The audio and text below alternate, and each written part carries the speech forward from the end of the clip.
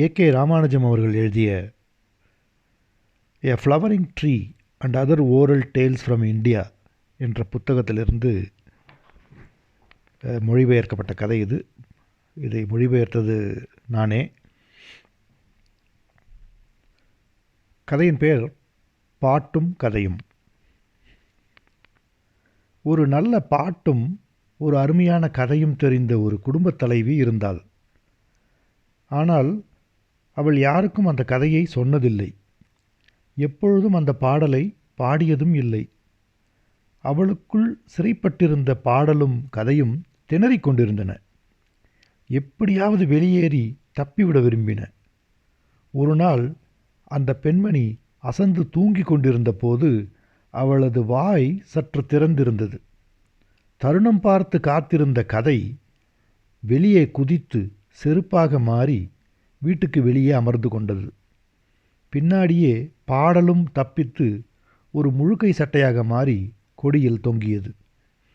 வெளியே போயிருந்த அந்த பெண்ணின் கணவன் வீடு திரும்பிய போது புது செருப்பையும் சட்டையையும் பார்த்து, யார் வந்திருக்கிறார்கள் என்று கேட்டான். யாரும் வரவில்லையே என்று அந்த பெண் சொன்னாள். அப்படியென்றால் இந்த சட்டையும் செருப்பும் யாருடையது என்று கணவன் கேட்டான். எனக்கு எப்படி தெரியும் என்றாள். இந்த பதிலால் திருப்தி அடையாத கணவன் சந்தேகப்பட்டான். வார்த்தை முற்றி சண்டையில் போய் முடிந்தது. கோபம் கொந்தளிக்க கணவன் ஒரு போர்வையை எடுத்துக்கொண்டு படுத்துக்கொள்ள அனுமார் கோயிலுக்கு போய்விட்டான். மனைவிக்கு ஒன்றுமே புரியவில்லை. தனியாக வீட்டில் இருந்த அவள் இந்த சட்டையும் செருப்பும் யாருடையதாக இருக்கும் என்று தனக்குத்தானே கேட்டு கேட்டு மூளை குழம்பினாள். விளக்கை அணைத்துவிட்டு படுத்தாள். ஊரில் உள்ள எல்லா விளக்குகளும் அவை அணைக்கப்பட்டவுடன் அவற்றின் சுடர்கள் அனுமார் கோவிலுக்கு வந்து விடிய விடிய வம்பு பேசுவது வழக்கம். அன்று ஒரு சுடர் மட்டும் தாமதமாக வந்தது. ஏன் இன்று இத்தனை நேரம் என்று மற்ற சுடர்கள் எல்லாம் கேட்டன. எங்கள் வீட்டு தம்பதிகளுக்குள் இரவு முழுக்க ஒரே சண்டை என்றது அந்த சுடர். எதற்காக?